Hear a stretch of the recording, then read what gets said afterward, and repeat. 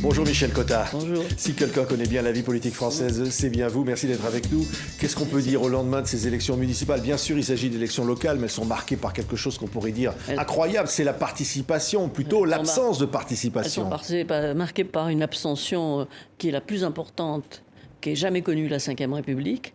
Et encore, je crois qu'on remonterait à la 4e, on n'en trouverait pas non plus tellement. Donc c'est vraiment... Les gens ne se sont pas déplacés. On peut dire, comme le dit Mélenchon, une forme de grève des votants. Alors, il faut nuancer, parce que le coronavirus, on en sort à peine. Donc, on comprend que les gens plus âgés ne se soient pas précipités vers les urnes. Et de toute façon, les très jeunes ne votent pas non plus beaucoup. Bon, ça compte sûrement. Mais ça n'explique pas quand même il y a, à mon avis, dans ce refus de voter, autre chose, une sorte de... Au fond, Macron, en 2017, on avait dit que son élection marquait le dégagisme vis-à-vis des partis politiques. Et là, quelques années plus tard, eh bien, c'est aussi un dégagisme vis-à-vis de tous les partis politiques, y compris du nouveau parti, qui est celui du président de la République. Alors le parti qui n'était pas implanté au plan des municipalités, ou très peu, mais néanmoins, on peut dire que c'est une gifle pour Emmanuel Macron. J'aime pas l'expression, mais enfin, c'est un échec. C'est un échec dans son implantation locale. La République En Marche ne s'est pas implantée, elle n'a pas réussi son coup, et le seul qui a gagné le sien est Édouard Philippe. Donc il va être obligé de garder ce Premier ministre. Ça pose un problème. C'est très très difficile de se débarrasser d'un Premier ministre qui, dans les sondages, est nettement en tête et même monte sans arrêt. Et de l'autre côté, a une élection qu'on peut qualifier de très confortable. Donc c'est sûrement très difficile. Maintenant, je suppose que les deux hommes en ont déjà parlé, que c'est déjà réglé dans leur tête, dans la tête de l'un et dans la tête de l'autre. Qu'en gros, vous pensez qu'il va le garder? Votre conviction, Michel Cotta? Ma conviction, c'est qu'il devrait, mais je ne suis pas sûr. Non, je ne suis pas sûr qu'il le garde. Parce que Édouard Philippe a dit une phrase que je trouve très bien et qui correspond tout à fait à son caractère, qui est le président sait ce que je peux faire et ce que je ne veux pas faire. Alors, ça veut dire il a toutes les données en main pour savoir jusqu'où je veux aller et jusqu'où j'irai. Et c'est quelqu'un qui ne fait pas de coups tordus, le Premier ministre. Il dit ce qu'il fait, il fait ce qu'il dit. Donc ça veut dire que Emmanuel Macron le gardera s'il est favorable, si Philippe est favorable à l'orientation verte. Qui est prise par le président de la République. Puisqu'il y a cette fameuse poussée verte dans les grandes villes en particulier, qui est indéniable. On a connu toujours de l'élection à l'autre des vraies poussées, mais surtout législatives, moins aux municipales. Oui, il y a une vraie poussée verte qui conquiert les grandes villes. Les plus grandes villes de France, maintenant, appartiennent à des élus verts. Lyon, Marseille, Bordeaux. Marseille, c'est pas encore... À voir, c'est à voir. Strasbourg, enfin bon, des grandes villes. Ça veut dire que le pouvoir des maires est important. Ça veut dire que le président de la République comptait maintenant engager les maires dans la vie publique et les faire entrer peut-être au gouvernement d'ailleurs, parce qu'il est maintenant dans une phase où les élus locaux ont montré leur importance. Mais qui va-t-il choisir? D'autant que les Verts, c'est pas seulement les Verts. Les Verts ont derrière eux toute la gauche, toutes les forces. Les Verts permettent une sorte de renaissance de la gauche. Donc on a l'impression que le Parti socialiste était aux abonnés absents, le Parti communiste, on comptait vraiment ses membres sur le doigt des deux mains, à la rigueur. La France insoumise ne s'est pas tellement mouillée dans ces élections. Donc au fond, maintenant, ceux qui ont mené les listes, ceux qui ont mené la bataille, ce sont les écologistes. Donc ça va être difficile d'avoir face à soi une opposition de gauche qui est aussi verte. Oui, mais est-ce que la réponse, on l'a vu aujourd'hui d'Emmanuel Macron avec cette convention citoyenne, où il accepte effectivement, acceptant quasiment à part trois toutes les propositions qui sont faites et proposant plusieurs référendums, est-ce que ça peut être la solution? Les référendums, vous savez, c'est d'abord toujours dangereux, y compris pour ceux qui croient toujours que c'est dans la poche, un référendum sur telle ou telle question. Donc c'est toujours dangereux. Et jusqu'à présent, ça a toujours servi davantage à éloigner le pouvoir qu'à le conforter. Et puis, jusqu'où peut-il aller? Nous sommes dans une crise sociale et économique grave en France, comme dans beaucoup de pays, mais enfin particulièrement grave en France, où le problème, ça va être les chômeurs, le travail des jeunes et la croissance. Or, on sait très bien que beaucoup d'écologistes sont en eux-mêmes partisans d'une certaine décroissance. C'est-à-dire quand ils disent pas de transport aérien, ça veut dire pas d'avion, ça veut dire pas d'aéronautique. Eux parlent d'une croissance verte, nouvelle mais croissance. Une croissance verte, alors il faudra des avions électriques, mais on en est loin.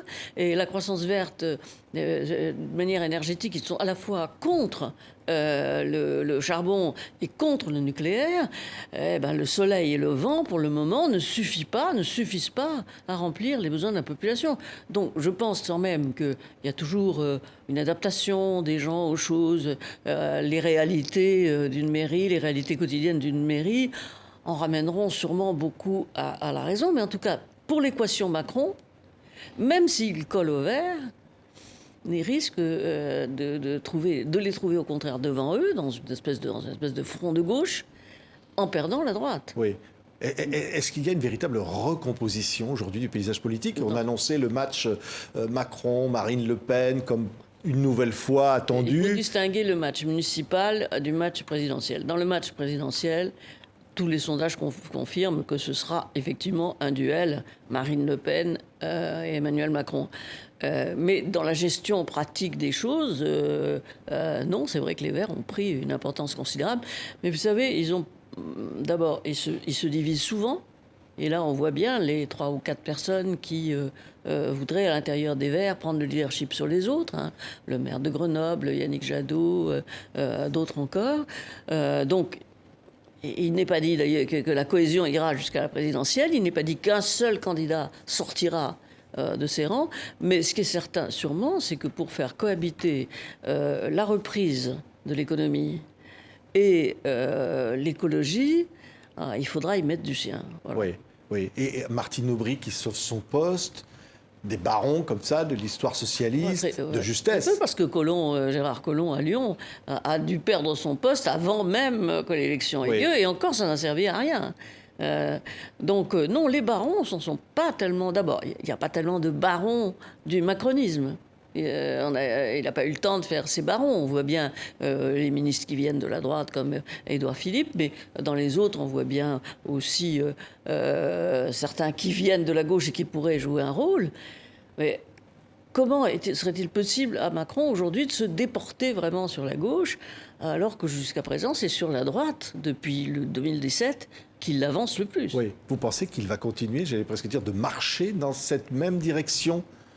Le président de la République ? Je pense qu'il doit réfléchir, mais enfin, il a quand même le rôle du président de la République, c'est de pas surfer sur les vagues, hein, y compris les vagues vertes. C'est de préparer l'avenir, de préparer la France, de préparer le pays, donc, bien sûr, qu'ils tiennent compte des revendications vertes, qui sont au fond partagées par tout le monde. C'est vrai qu'on préfère les arbres, on préfère des logements... Mais voilà. Aussi, on préfère rouler à 130 à l'heure qu'à 110. Voilà, 3 quarts des Français le disent. Non, mais aussi, on préfère voyager. Alors, on dit, déplacez-vous peu, manger local. Ça veut dire que c'est un repli sur soi qui est... je ne dis pas qu'il soit sûr, mais en tout cas, il y a un repli sur soi voulu par certains, qui se heurtera, donc encore une fois, aux réalités quotidiennes des mairies. Mais ce repli sur soi est un danger pour la France. Oui, un repli sur soi dont on accusait précédemment plutôt le Rassemblement national, qui, pour le coup, n'a pas tellement brillé dans cette élection. Non, qui, contrairement... Alors, bien sûr, les annonces tournent autour de la victoire à Perpignan de Louis Alliot. Mais Louis Alliot est un candidat un peu particulier, d'abord parce qu'il n'a pas revendiqué à aucun moment de sa campagne l'étiquette Rassemblement national, le mouvement national, jamais. Et ensuite parce que on le connaît, c'est sa 3e ou 4e candidature, c'est quelqu'un de plutôt sympathique, plutôt chaleureux, et qui a su mettre sur sa liste des gens qui ne venaient pas du Front National. Oui, donc c'est pas représentatif au fond, c'est ce que vous dites. C'est quelqu'un qui est très connu comme étant au Front National, mais enfin qui a su, avant l'élection, faire une sorte d'union. Bon, pour le reste, ils ont gagné quelques petites villes, mais enfin, on est loin de ce à quoi ils s'attendaient. Oui. Et sûrement, cette élection n'a pas été une élection dont ils peuvent sortir triomphants. Oui. D'ailleurs, bien sûr, chacun dit, mais on a gagné Mantes-la-Ville ou telle autre petite ville, mais ça n'équivaut pas à la rafle des grandes villes, des plus grandes villes de France par les Verts. Oui, Paris est un cas particulier aussi, Anne Hidalgo, dont on entendait beaucoup de critiques sur sa gestion, les vélos, les pistes cyclables, etc. Et qui finalement, apparemment, est réélu malgré une très forte abstention, réélu triomphalement. D'abord, les automobilistes sont minoritaires en France. Alors, les gens préfèrent effectivement les quais de la Seine ouverts aux piétons et les vélos. D'abord. Ensuite, elle a bénéficié quand même d'une campagne qui partait très mal, puisque Emmanuel Macron était largement majoritaire à Paris dans son élection en 2017. Donc tout le monde s'attendait à ce qu'un candidat puissant puisse gagner sur Anne Hidalgo. Or, de Griveaux à Agnès Buzyn, évidemment, la campagne s'est très mal déroulée pour eux. Et donc, elle a gagné, au fond, sur sa constance et sur sa façon de gouverner Paris depuis des années. Oui, certains sont parfois critiques, les Verts, aujourd'hui, en disant ce sont des Khmers verts. On entend ce genre d'expression, c'est-à-dire une forme d'intolérance. Voilà. Est-ce que ça, c'est une réalité ou oui, c'est juste une opposition? Oui, c'est une réalité. C'est une réalité. Certains Verts, je ne dis pas tous, sont verts sombres. Alors, c'est vrai que pour eux, c'est presque une religion. On mange pas de viande, on mange pas de poisson parce que c'est des animaux. Il y a presque... Et puis même, on croit que la planète doit être sauvée malgré ses habitants. C'est quand même formidable. Bon, il y a sûrement une intolérance verte. Alors, tous ne sont pas comme ça. Beaucoup représentent des vraies revendications que nous avons tous et que beaucoup de gens ont. Le problème sera de tenir la barre entre l'extrême très bruyant et très serré, quoi, très hostile à toute autre forme de pouvoir, et puis les Verts qui peuvent supporter effectivement une partie de ce pouvoir et qui peuvent l'assumer. Oui. Un mot pour conclure, Michel Cotta. On peut avoir l'impression que Macron avait repris la main au moment ou tenté de reprendre la main au moment de cette crise du Covid et du confinement, et au terme duquel on pouvait partir vers une nouvelle base face à la crise qui s'annonce. Là, vous avez l'impression qu'à nouveau, les difficultés s'amoncellent. D'abord, tout marchait bien. Le chômage était en train de se résorber. L'économie était en train de repartir bien au bout de 2 ans de mandat. Et c'est vrai qu'il y a eu, dans l'esprit des Verts sûrement, mais dans l'esprit aussi peut-être de certains électeurs, une espèce de confusion entre, il y a un monde sauvage qui se défend. Et ce monde sauvage, c'est celui du coronavirus qu'on nous a envoyé, et qui se défend contre, au contraire, la civilisation. Et les gens ont fait, ou certains Verts, ça j'en suis sûr, ont fait cette espèce de communication coronavirus égale écologie nécessaire. Et après tout, il n'y a rien à voir entre les deux. Il n'y a rien à voir, pas parce qu'il n'y a pas d'arbre qu'il y a le coronavirus. Enfin, au moins, on n'en sait rien. Mais ils ont beaucoup ressenti comme le triomphe de la vie sauvage contre la civilisation telle que nous l'imposons et contre le système économique tel qu'il fonctionne. Merci beaucoup, Michel Cotta, d'avoir été notre invité aujourd'hui au lendemain de cette élection en France pour l'analyser. Merci beaucoup.